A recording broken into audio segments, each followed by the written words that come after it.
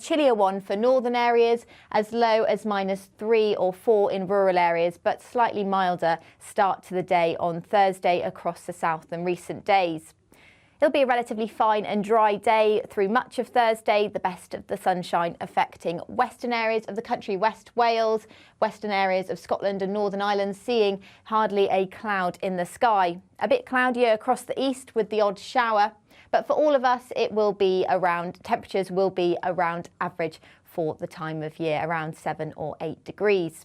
Overnight on Thursday night, a widespread frost will develop once again for western areas of Wales and much of Scotland and Northern Ireland, where it will be particularly cold across Northern Ireland, as low as -6 or 7 by the time we get to Friday morning. Where we've got a little more cloud across central and eastern areas of the country, we should stay relatively frost-free. And through Friday, another quite settled day, plenty of dry weather and some decent sunshine here and there, a bit more sunshine in the east than Thursday. But we'll see a little bit more cloud arriving into the northwest, which will become a bit of a theme as we head through the weekend.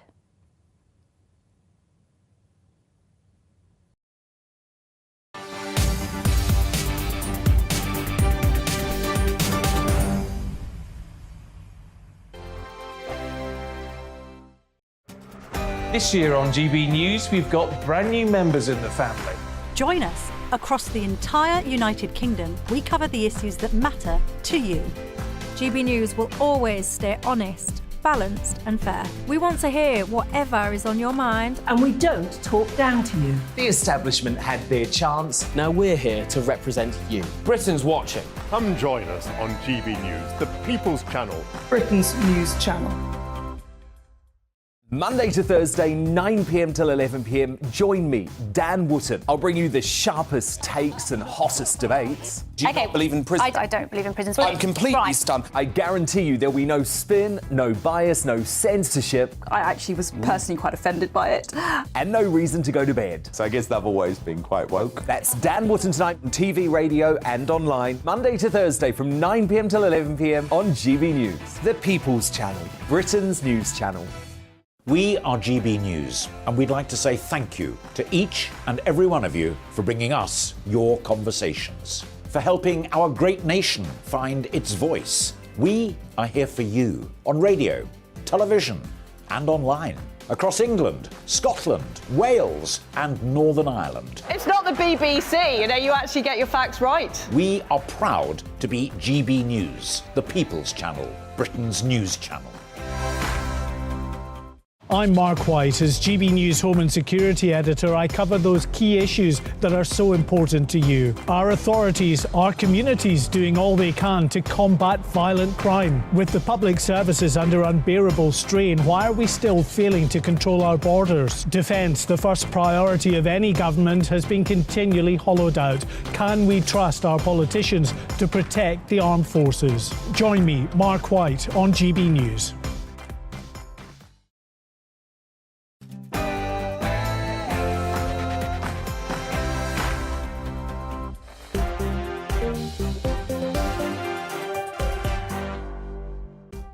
Well, hello there. It's 6 o'clock. I'm Michelle Dewberry, and this is Dewbs & Co, the show where we'll get into some of the things that have got you talking now. Human rights. We've been messing around and dabbling around this issue for a long time. I'm asking a direct question. Rishi Sunak basically wants to ditch the Human Rights Act and replace it with a British Bill of Rights. Is that the correct thing to do or not? And how concerned should we be about Britain's excess death rate? I'll give you a warning, it's high. What do you reckon? Are we putting enough attention into this? Is it being investigated thoroughly? And are you trusting of information that you're getting out about this issue? Also, you remember Gordon Brown when he called Gillian Duffy a bigot? It's got me pondering, so it has. Do you think there's a big fear now in society of being called a bigot, and therefore a blind eye is being turned to very important matters? For example, grown men pretending that they're kids when anyone with a pair of eyes can clearly see that they're not. Men raping women, sticking a dress on and then pretending to be a woman. Again, everyone can see that it's not true. But this fear of being called names, whether it's a TERF or a bigot, is it leading to a situation where public safety is being at risk? And businesses, they are going bust at a rate of knots. How much should the government intervene, if at all? And who decides which businesses get help and who doesn't? I want your thoughts on all of that, but first up, let's bring ourselves up to speed, shall we, with tonight's latest headlines.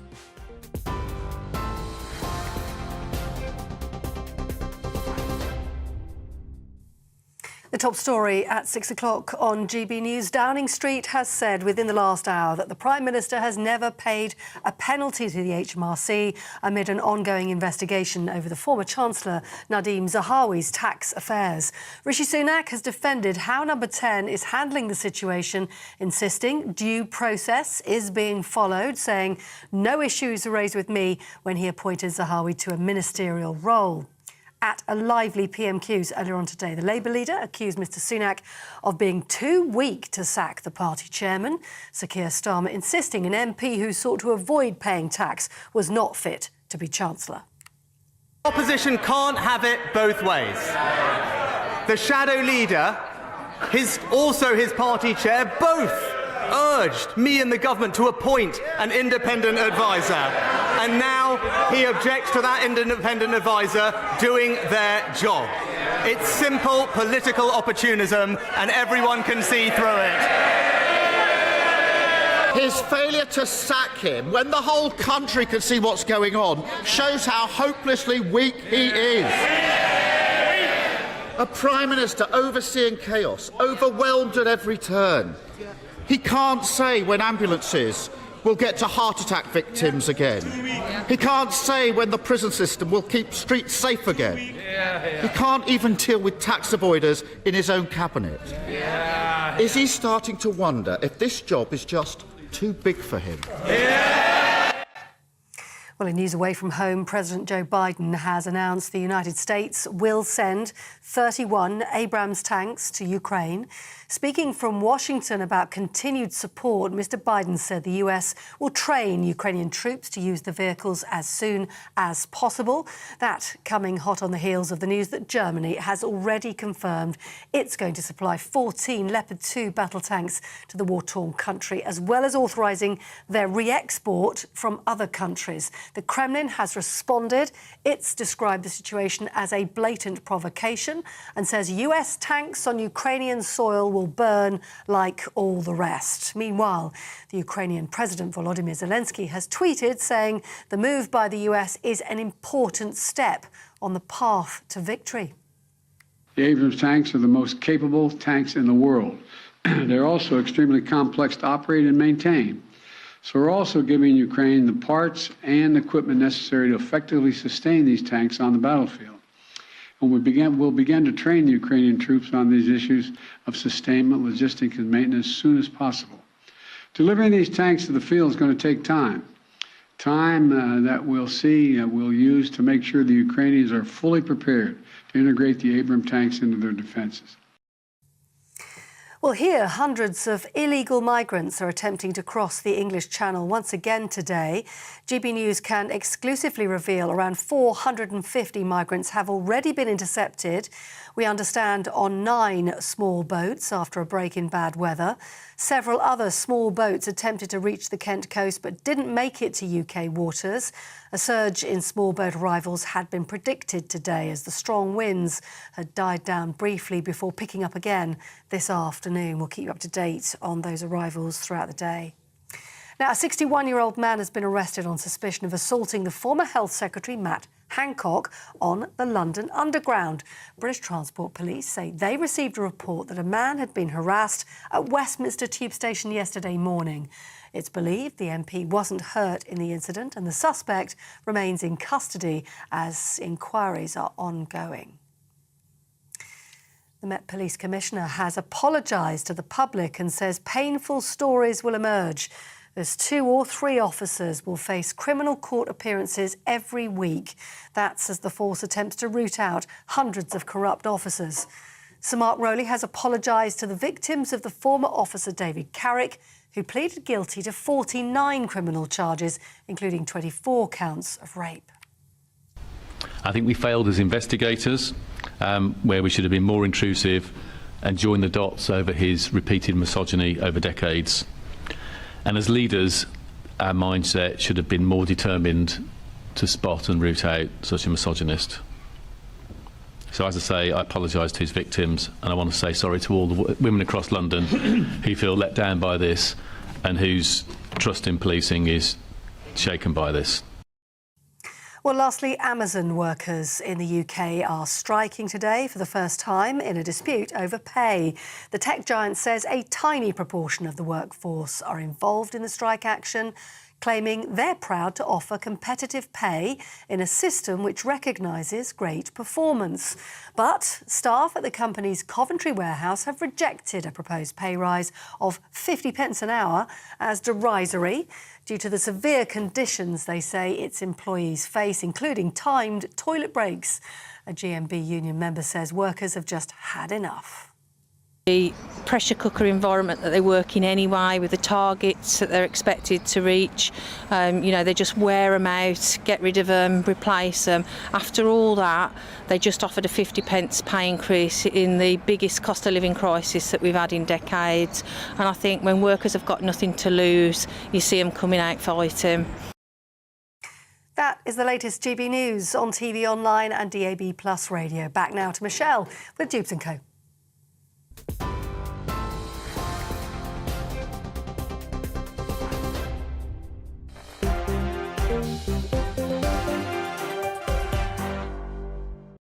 Thanks for that, Polly. Well, I'm Michelle Dewbs and I'm keeping you company at home till 7 o'clock this evening alongside me.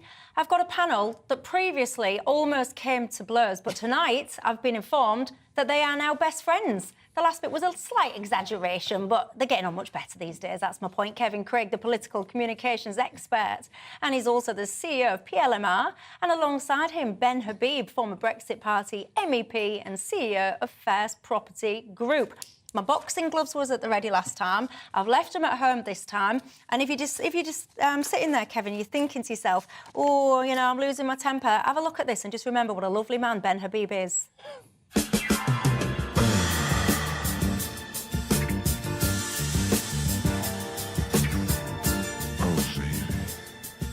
Look at him. What's that? Where did that come from? Well, I can tell you, once I saw that, I couldn't unsee it. That's what you were doing, Ben Habib. That was when I was last introducing Ben Habib to my panel, unbeknownst to me, because I'm not staring at you when I'm introducing you. He was giving a cheeky little wink to the camera. Well, why not? Busted, right? Yes. Totally busted. Busted indeed. So if you feel your temperature rising... OK, that's helpful. Yeah, just remember that lovely little wink. I'm a friendly guy. Yeah, he's a nice guy, so he is. And you'll never unsee that wink from Ben Habib, I can assure you of that.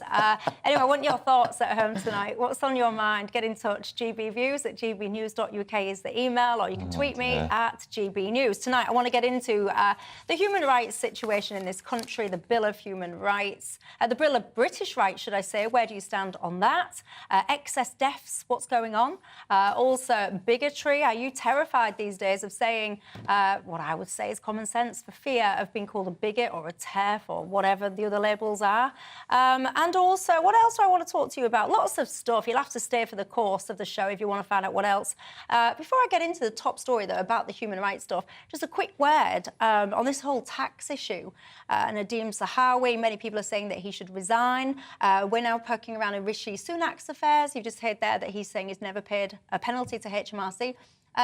Do you think Zahawi should go? I think Zahawi should go. He was negotiating with HMRC while he was Chancellor of the Exchequer, and he was found not to have paid the appropriate amount of tax, and I think he was fined the maximum penalty allowable by HMRC, which is 30% of your bill.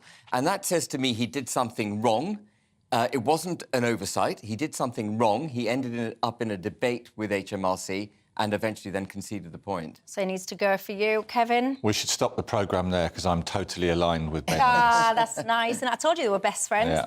Yeah. What do you reckon to it all at home, by the way? And there's many accusations that this whole thing is bringing the Tory party into disrepute, the fact that he's still there and it's subject to an investigation as opposed to him just going. Do you think that's true or not? But let's get into our lead story, shall we, tonight, sticking with the Tories, because many people now, MPs, peers, different groups, are telling Rishi Sunak that that basically he should abandon his plans to rewrite UK human rights law. The Tory party has pledged, and this has been such an ongoing thing, it's been going around the Houses for years, but basically it's all about abolishing the Human Rights Act as it stands and replacing it instead with a British Bill of Rights. Ben Habib, before we get into this, so many people write in saying, yeah, we should leave the European Court of Human Rights and this and that and the other.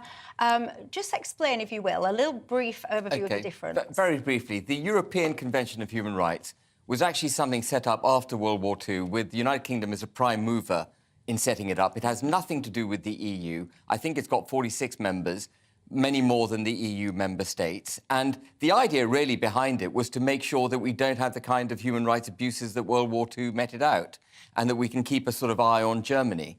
And the European Court of Human Rights adjudicates the convention, and all signed-up members defer to the European Court of Human Rights under the convention. And that also sits outside of the EU as well. And that also sits outside the EU, except, and this is important to know, that under the new trade and cooperation agreement we signed with the EU, we have committed to not leave the European Convention of Human Rights. Right, did you get that at home? I might do a brief test towards the end to make sure you're paying attention.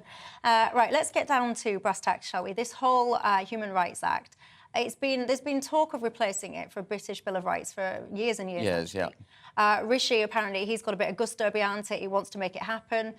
Many would say it's to try and get on top of things like the boat crossings we've just been talking about. Where do you stand on it all? So the government has insisted on dealing with the illegal crossings of the Channel through a deportation policy. And, of course, the problem they face, whenever an illegal crossing of the Channel takes place and you get a migrant or a would-be asylum seeker on UK soil, they're immediately protected by human rights law in this country and, of course, the European Convention of Human Rights. And that makes it very difficult to deport them because, and this is another thing people need to know about human rights, it's adjudicated on a case-by-case, individual-by-individual basis. So every person has a specific story they need to tell, and that is heard by the court process, and then there's appeals, and eventually it can go to the European Court of Human Rights in Strasbourg. And that makes it very hard to deport people. And because the government sees border control through the prism of deportation, and actually I think deportation is failed border control, but because it sees it that way, it's forever passing new laws to try and neuter their ability, their inability to deport people. That's effectively where it comes from. But I don't think they'll succeed. But do you think they should be even trying to do this, to get rid of the Human Rights Act and make it a British Bill of Rights with our wants, needs, desires, if you would like, at the forefront? Well, we've had this before, Michelle. I just want to remind everyone that under Priti Patel, she brought forward something called the Nationality and Borders Bill. Do you remember that? Which is now an act. And we were told that once this is passed, we'll have all the legislative firepower we need to prevent illegal crossings of the Channel. But, of course, we didn't, because we have the Human Rights Act and we have the European Convention of Human Rights. And I just don't think the government's going to have the ability to get this over the line, partly because of our international treaty commitments and partly because the optics of depriving someone of the right to make their individual case.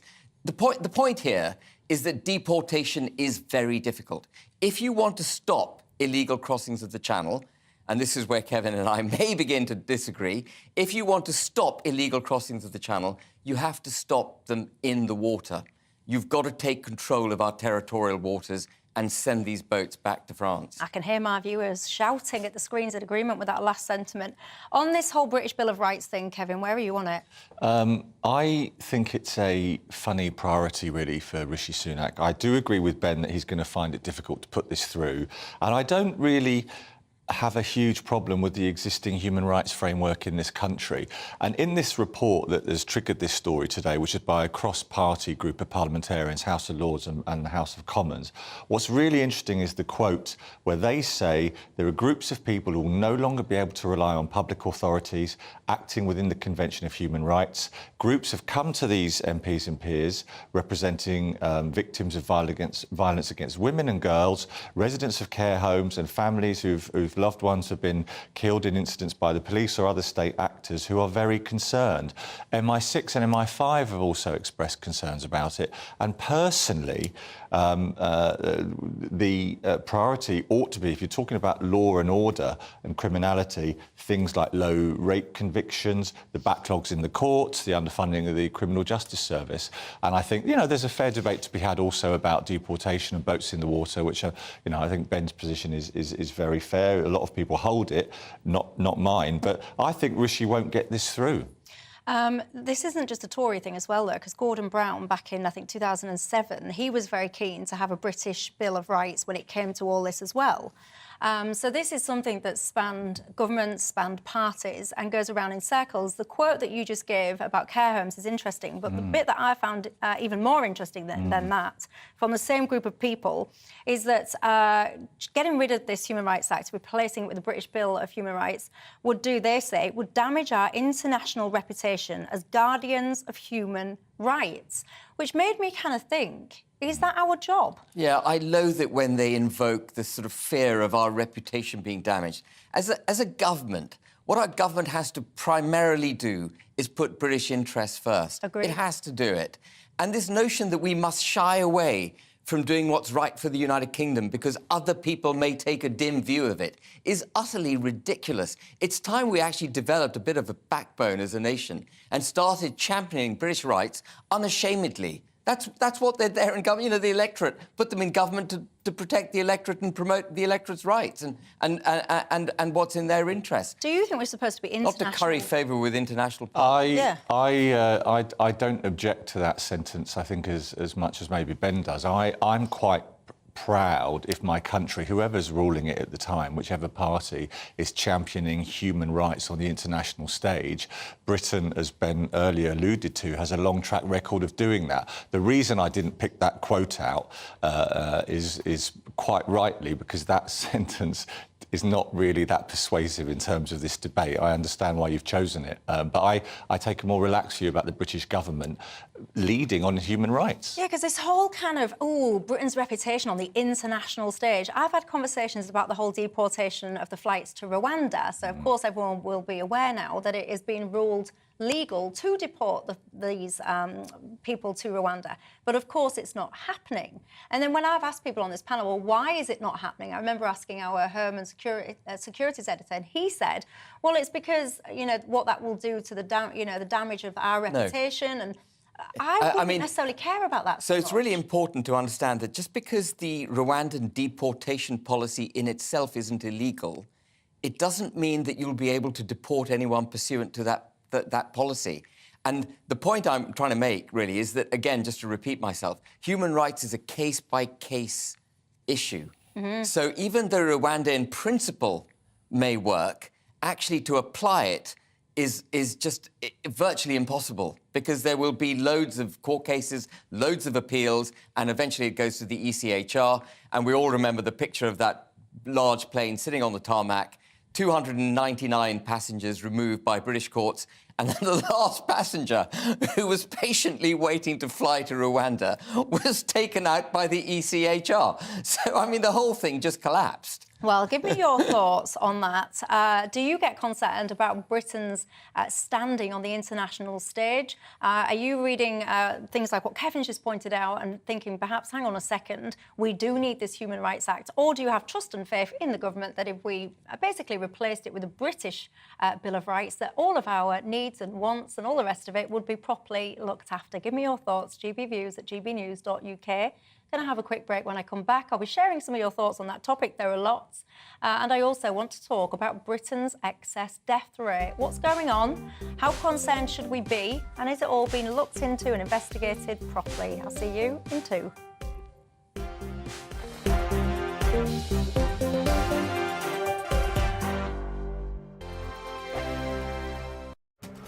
This year on GB News, we've got brand new members in the family.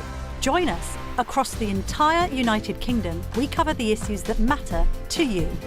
GB News will always stay honest, balanced and fair. We want to hear whatever is on your mind. And we don't talk down to you. The establishment had their chance. Now we're here to represent you. Britain's watching. Come join us on GB News, the People's Channel. Britain's news channel. Monday to Thursday, 9 p.m. till 11 p.m. Join me, Dan Wootton. I'll bring you the sharpest takes and hottest debates. Do you not believe in prison? I don't believe in prisons. I'm completely Right. stunned. I guarantee you there'll be no spin, no bias, no censorship. I actually was personally quite offended by it. And no reason to go to bed. So I guess they've always been quite woke. That's Dan Wootton tonight on TV, radio and online. Monday to Thursday from 9 p.m. till 11 p.m. on GB News. The People's Channel, Britain's news channel. We are GB News, and we'd like to say thank you to each and every one of you for bringing us your conversations, for helping our great nation find its voice. We are here for you on radio, television, and online, across England, Scotland, Wales, and Northern Ireland. It's not the BBC, you actually get your facts right. We are proud to be GB News, the People's Channel, Britain's news channel. I'm Mark White. As GB News Home and Security Editor, I cover those key issues that are so important to you. Our authorities, our communities doing all they can to combat violent crime. With the public services under unbearable strain, why are we still failing to control our borders? Defence, the first priority of any government, has been continually hollowed out. Can we trust our politicians to protect the armed forces? Join me, Mark White, on GB News. Hello, I used to be John Cleese, and I'm going to be doing some shows for GB News for two reasons. One, they asked me to, and two, they want programming for viewers who are completely out of touch, a much neglected demographic. So stay out of touch with me.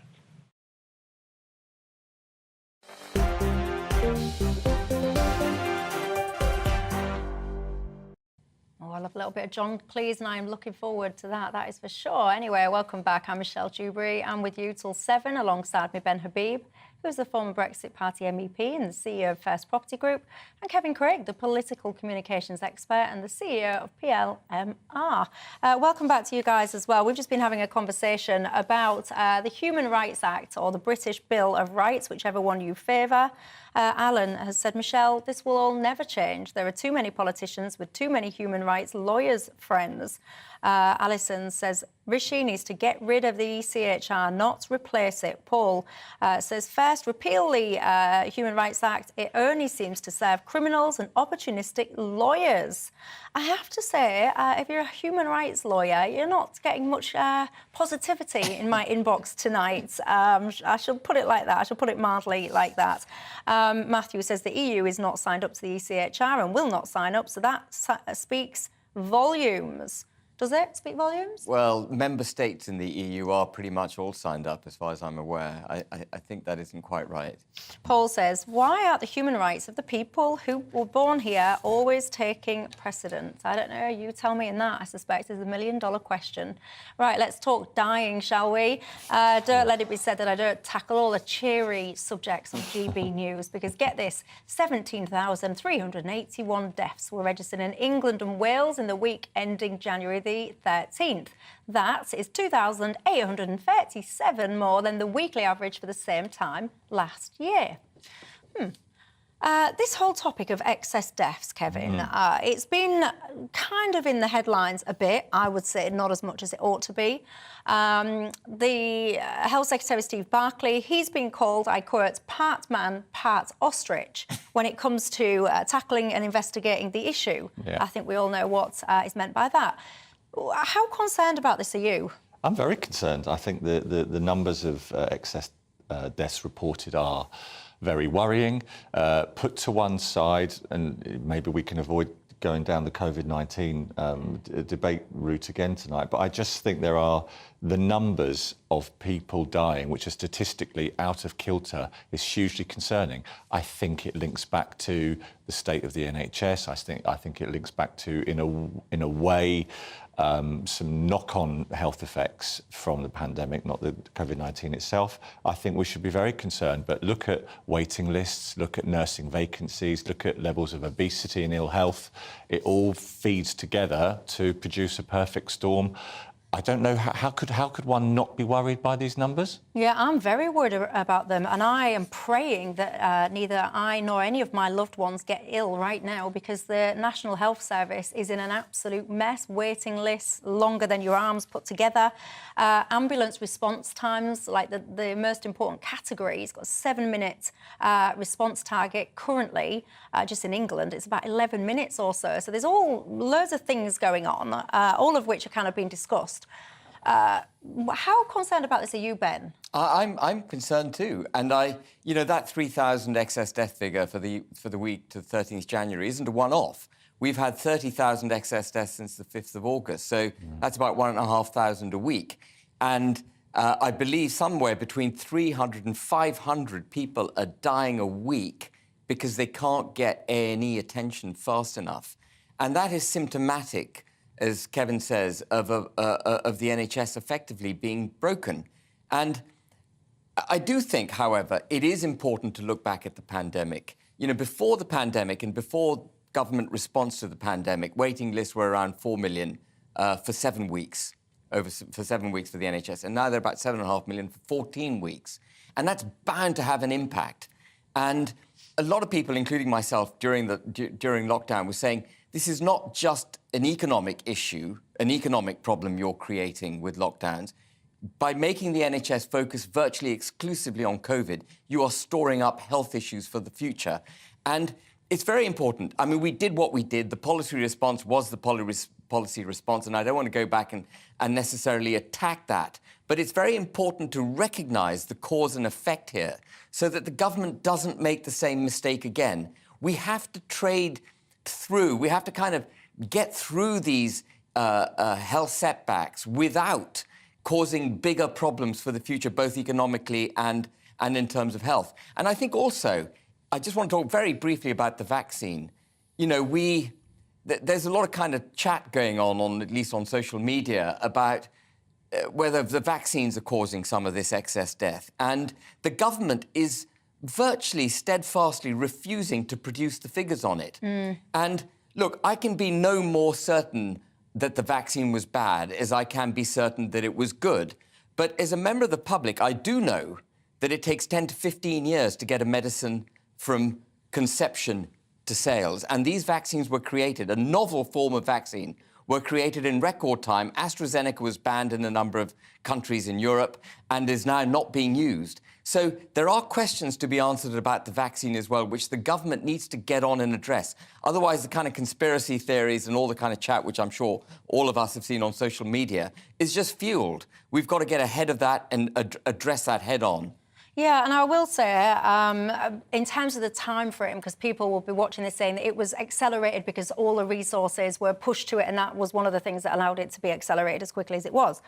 Notwithstanding any of that, I am really concerned that this issue is not being explored. Sunlight is the best disinfectant. Everyone gets called conspiracy theory. You even, previously dared to have a conversation about vaccine harm, damage, side effects, whatever you want. People's accounts were shut down, people were vilified, immediately called anti-vax, which I find bizarre, because if someone's had a vaccine and then been a side effect, by definition, they're not an anti-vaxxer, they've just had the vaccine. But I do feel concerned because I don't know what is causing these excess deaths. I'm not an expert. But I am, as we all are, somebody that's been repeatedly asked to have repeated COVID vaccines. And I personally would like to see whether or not a proper investigation, Kevin, into whether or not the vaccines are a contributing factor to these excess deaths. And I would go as far as saying that until you can explicitly rule out that these vaccines have not contributed towards these excess deaths, you should be pressing pause on any future rollouts. What would you say to that? Are you suggesting that the COVID-19 vaccination programme for adults who are consenting should be stopped? What I'm saying is that we're in a situation, if you strip out COVID-related deaths, so, for example, for the age range 35 to 54, taking out the COVID deaths, you've got about an 8 to 10% excess death rate. We know that there's a variety of factors. We discussed them at length on here. The NHS is broken, I would say. But I would also say that the common denominator that so many people have had is multiple COVID vaccines. And if you want to ask people to continue having these vaccines, and of course people can do what they want, as a government you should be in a position where you can almost conclusively rule out any link between the vaccines that people have had and the excess death statistics. The statistics have to be put out there. So, I mean, do you want to respond? Yeah, I do. I mean, I think any reasonable person would not want to shut down, you know, investigation or in questioning and inquiry into the full extent of, you know, what the impact of the unintended impact of vaccines might be, right? My observation is that that debate happens all the time, that no one is actively trying to shut it down. I don't think reasonably anyone would contest that, because you want ultimately the better health outcomes. If I could just carry on there. But the thing that I think must be said is that, and I've always said it, I don't take away from any people who've had adverse reactions. We've had some in my family. I took part in the vaccination programme as a St John's ambulance volunteer. I believe the vaccination programme helped get our country back on its feet. But I am absolutely open and supportive of proper data around what the consequences of reactions might be. As an aside, I think that somebody like Andrew Bridgen, who's lost the Tory whip in Parliament, I don't think he's being shut down per se for the subject, and nor should he be. It was the manner in which he raised it. But I think you have the perfect right to ask these questions. Well, you say you've got the perfect right to ask these questions. Anyone that has tried to ask these questions, raise these questions, they have been censored. I know a girl, she was medically confirmed as having an adverse reaction to the vaccines. It went global. Many of you will know the person I'm talking about. It was when her legs was going and all the rest of it. Instagram shut her account down. And I think, how dare you? That is a person who's got a medical diagnosis from health professionals. How dare you, as a social media company, think that you know better than what she does and her neurosurgeons, or whatever the title is, know about her case? So I would argue that that conversation about vaccine side effects has absolutely been censored, continues to be censored. And if it was me... And hugely politicised. You know, we had Tony Blair last week at the World Economic Forum saying there should be a register of everyone who's been vaccinated. Well, that's state interference in one's own, you know, one's right to govern one's own body. And I think it's a really nasty thin end of the wedge, you know, that's being driven in by the government, and they've got to come clean on it. And the other thing that I think is absolutely wrong is insisting that people are vaccinated. It should be a matter of choice. It has to be a matter of choice. If it's a vaccine and I have it, I should be comfortable that it's protecting me. I should therefore be comfortable to mix with people who haven't had it. And if it's not protecting me in that way, then it ain't a vaccine. Right. But is it I don't wish to interrupt in any way, but it is a choice now in our country to be vaccinated or not, isn't it? Well, there's a very fine line between choice and coercion. And I would say that the campaign of coercion that we experienced in this country was nothing short of a national scandal. We campaigned on this show. We had an Outdate the Mandate campaign. It was wholly wrong, in my personal opinion, to force people, coerce people by threat of removing their job, for example, if they didn't get it.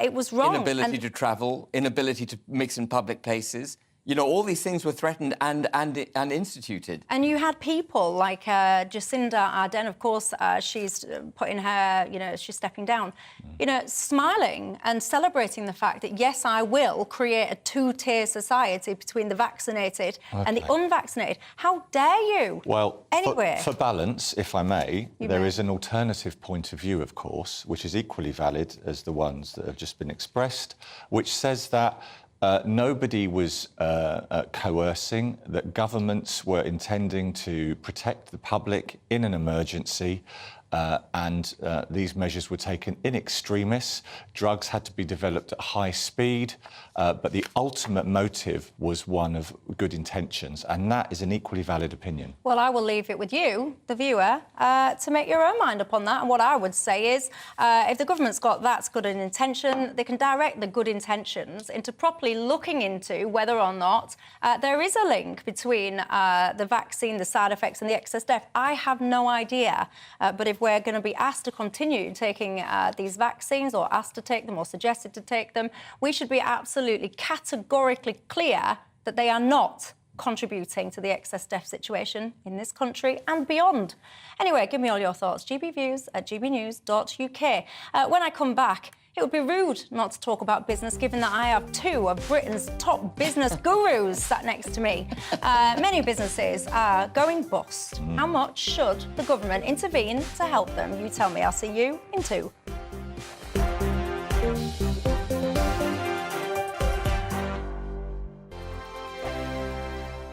He's the king of breakfast TV, and he's back. Eamon Holmes, back on the TV with me this morning. Even remember my name. I know, it's been 4 months. You have holy water by your bed? Oh, yes. Already to bless. Oh, Eamon. Oh. Why do you not believe anything I say? Eamon Holmes back on GB News Breakfast at 6 a.m.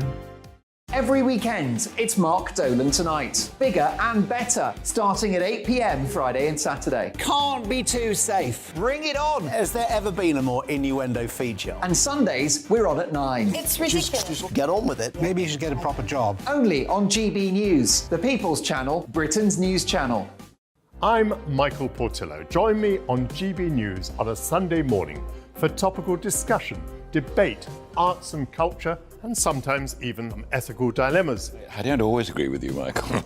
Michael Portillo, Sundays on GB News, the People's Channel, Britain's news channel.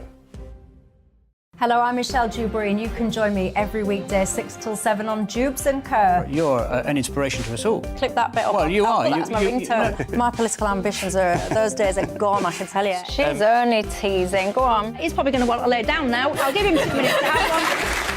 Let's respectfully disagree. That's what we like on Dewbs and Kerr. Come and join us. GB News, the People's Channel.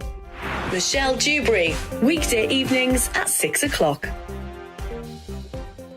Monday to Thursday on GB News, it's Bev Turner Today from 10 a.m. We're going to be here for you, our GB News family, to keep you up to date, but also make you smile. The guy went from puberty to adultery. And I can't wait to bring a few of my own opinions. I have no time for cultural totalitarianism. We'll engage in passionate, but always polite debate, with your thoughts and opinions at the centre of it all. Only on GB News, the People's Channel, Britain's news channel.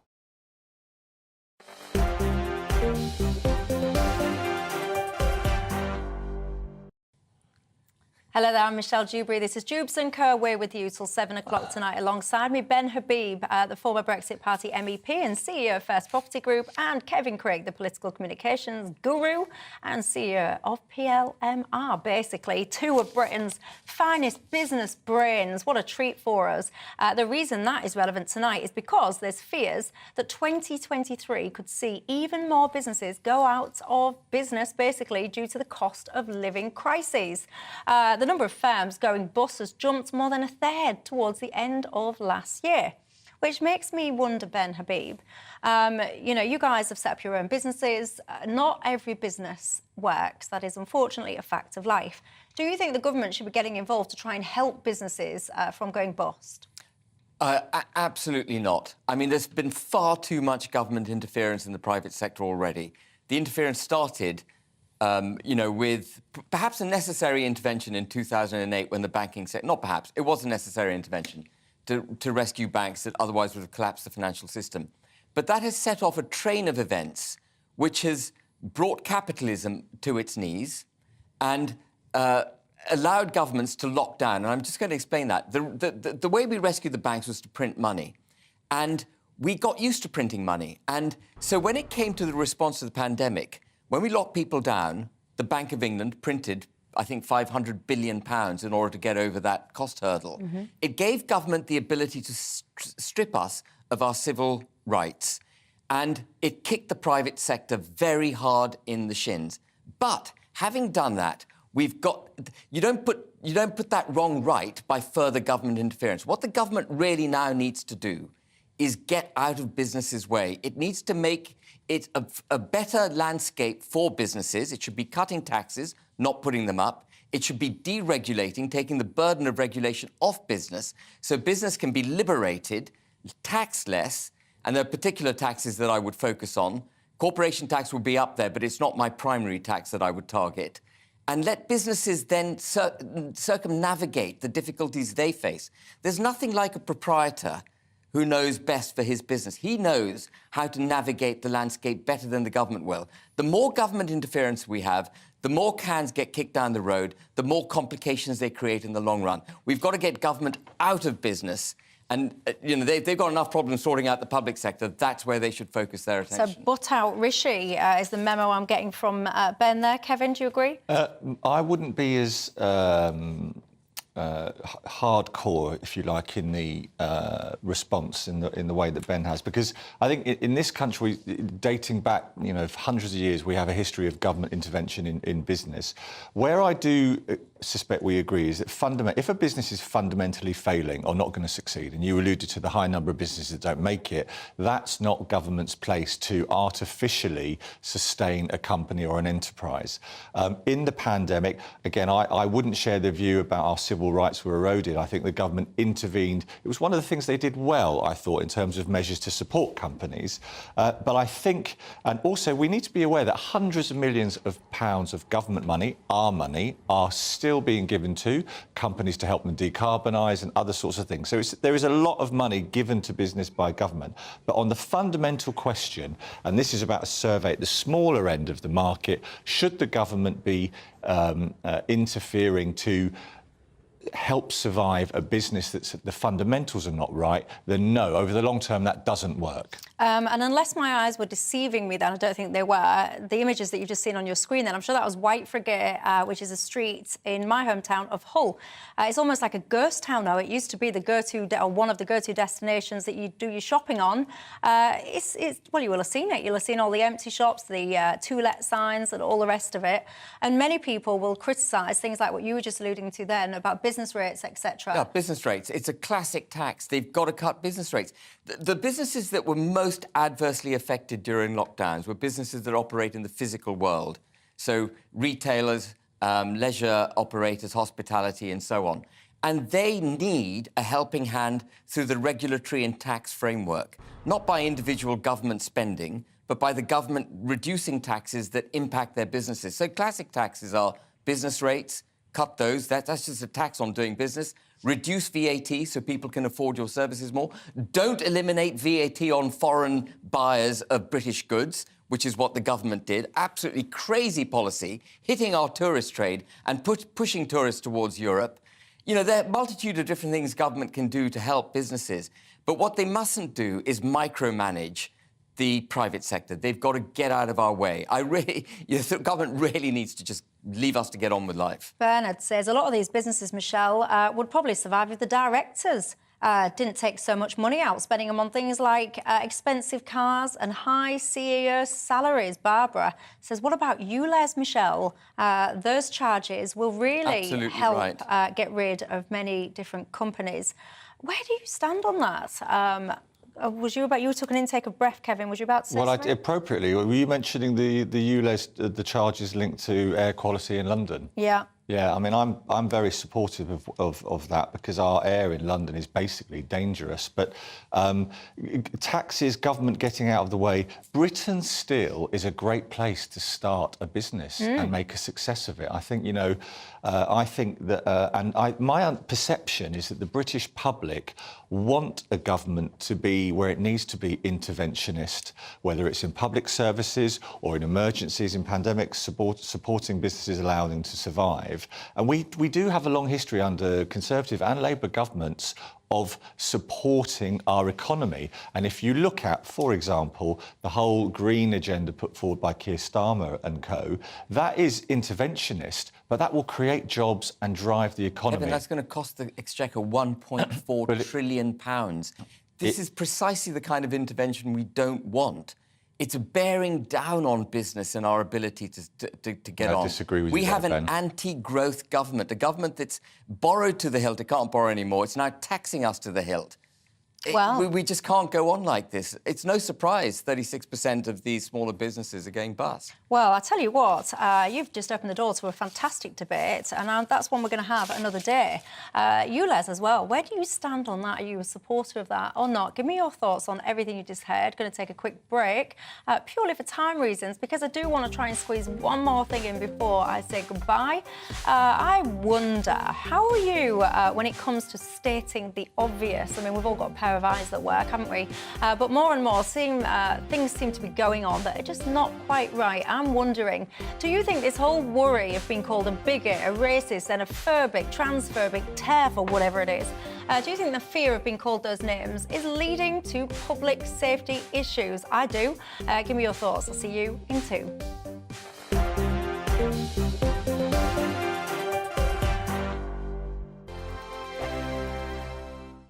I'm Simon Evans. Join me on GB News for Headliners at 11 p.m. What's the scoop? I'll be joined by 2 of the country's top comedians. That's right. As we take a look at tomorrow's newspapers tonight. We're going to get into trouble. If it's a big story, we'll be covering it. Spill some tea on him.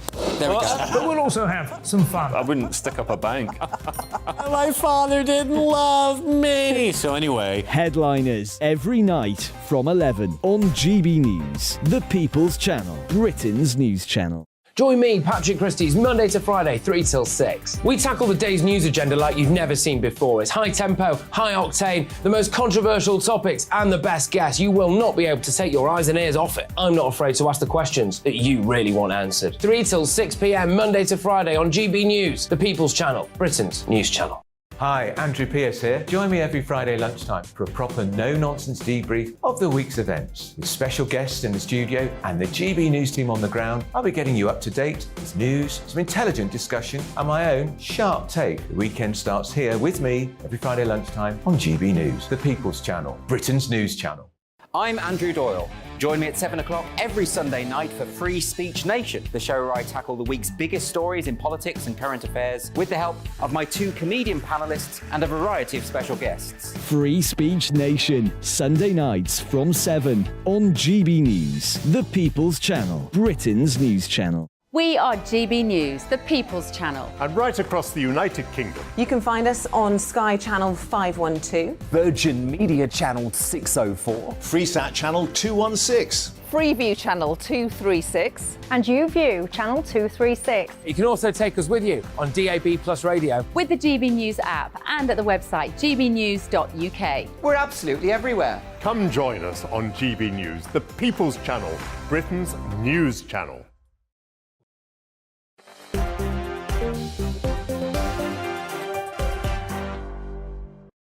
Hi there, I'm Michelle Dewberry. This is Dewbs and Co. We're with you till 7 alongside me, Ben Habib, the former Brexit Party MEP and CEO of First Property Group, and Kevin Craig, the political communications expert and CEO of PLMR. Richard says, Michelle, your panel is class. Tonight is a lesson in how to debate in a civilised manner, and it is glorious. All I'll say to you is look at my Twitter, Richard, and see the state of it. Last time they were on together, but tonight I do agree. It's very nice indeed. I'm very much enjoying it. Right, let me ask you this. Can you remember when this happened? Good to see you all. Good to see you. Thanks very much. That was a disaster. Well, just... Okay. Should never have put me up with that woman. What did she say? Oh, everything. She's just a sort of bigoted woman. Said she used to be Labour. I mean, it's just ridiculous. I don't know. You might remember that. I certainly do. I'll never forget it, in fact. It was his mic went a bit crackly at the end, but basically what he was saying is he was calling Gillian Duffy the woman who dared to raise concerns about immigration. He basically said that she was a bigot.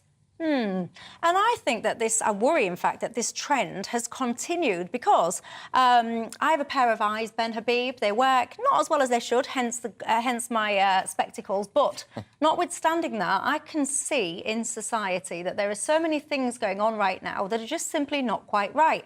That most, clear-thinking, common-sense individuals can see are not right, but nobody's saying anything about it. I'll give you a couple of examples. You've got grown men pretending to be kids, people putting them in classrooms alongside kids when they're not kids at all. You've got men grooming and sexually abusing children and people daring not to say anything about it in case they're called racist. You've got other grown men raping women, sticking a skirt on and then saying that they're now a woman and want to be in female prisons. Most people can see this is wrong, but yet it's continuing. What's going on? Well, I mean, you're absolutely spot on, and there is a fear of being called a bigot or a racist or a misogynist just because you express what you and I might regard as a common sense view.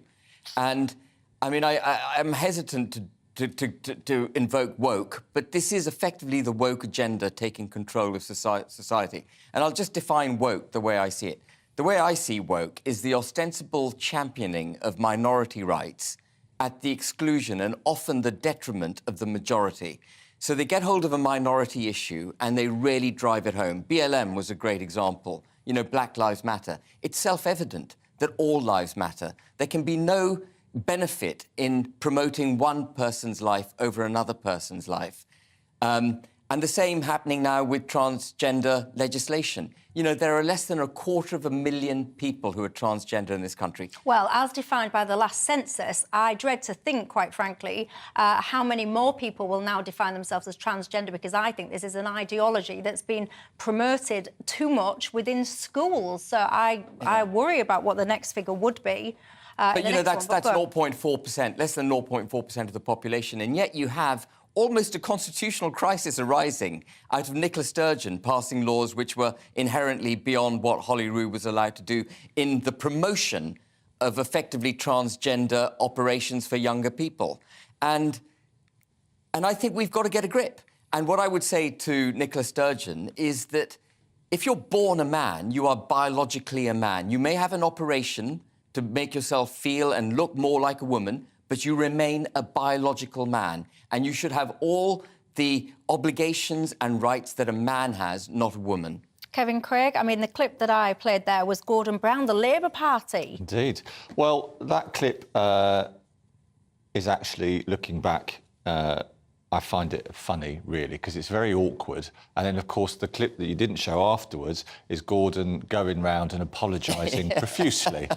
Not for calling her a bigot, but for A, the reaction to it, and B, being found out. No, he apologised for calling her a bigot. He did. Yeah, because he realised. Anyway, go on. Yeah, so, you know, flowers and chocolates, the works. I mean, there's the story that's triggered this discussion everywhere. Everywhere is ridiculous. Lots of people today have come out and said that. David Blunkett, former Labour Home Secretary, just says it doesn't make any sense. It's interesting when you said just now, I dread to think how many people next time in the census will declare themselves trans. I mean, my take on it is that, and the opinion polls show this, that most British people overall, they're tired of the whole sort of discussions around identity Shall politics. I qualify that statement? Because when I say I dread to think, I don't have a problem with anyone that's genuinely trans. I wasn't coming at it from that angle. What I'm coming at it from is I believe that so many young people now are having this pushed onto them. You know, you're a boy, but guess what? You can be a girl. You know, you're not happy, or maybe you're not happy because actually, really, you're a girl. And I think it's breeding confusion, and that is what concerns me. Well, I would probably disagree with you both that the institutions of our country are pushing onto any young person and encouraging them to declare one way or the other. I mean, the problem, woke is used and thrown around, of course, as a derogatory term often. I get called it very hurtful, often after appearing on your show, for having mildly left-of-centre views. And, I've heard you call a lot worse than work, to be honest. There is but anyway, indeed, go on. right? But I think, for me, society, you know, I think we've progressed. We are, you know, I go back to 25 years, I'll retweet it later again tonight, when the country was institutionally But you've got homophobic. about 40 seconds left. Don't go back 25 years. But I think we've moved in the right direction. We're a kinder, more understanding society, and I think we just need to talk less about gender identity issues, because most Brits are not that bothered. Do you know what I think? I just think people have you need to have the I almost said, well, I can't really say what I want to say because it's tea time, but you just, come on, we all know what's right and wrong. We all know what's going on. Please, can we just be a little bit sensible? On that business one, many people will be affected by this. Your businesses might have gone bust. Remember this, first attempt in learning. That's what fail means, if you ask me. If you get knocked, keep going, try again. You too could be as successful as these chaps one day, even though he wouldn't employ me. We'll gloss over that. That is all we have time for. Very much have enjoyed the conversation with you two. Enjoyed your company at home tonight. Always get in touch with me, GBViews at gbnews.uk is the way that you can reach me, and you can tweet me as well at Michelle Dewbs. I shall leave you to go into your evening with a glorious memory of this.